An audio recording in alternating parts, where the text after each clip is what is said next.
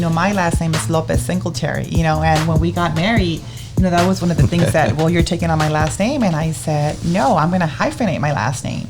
And I think that our upbringing, our parents have a lot to do with, the way decisions that we make. And my last name, Lopez-Singleterry, is there for a reason because, I want to honor my father, that he went through so many sacrifices. And even growing up, there was many times that we were gone, working. And I know one of the times, my dad told someone like, my daughter is going to become a lawyer, and his employer laughed at him and he said, she's never going to become a lawyer, and I remember that vividly still, him telling my dad, and my dad, didn't speak English. He understood something. He looked at me like, what did he say? And I was just like, no, it's okay. He's like, no, what did he say?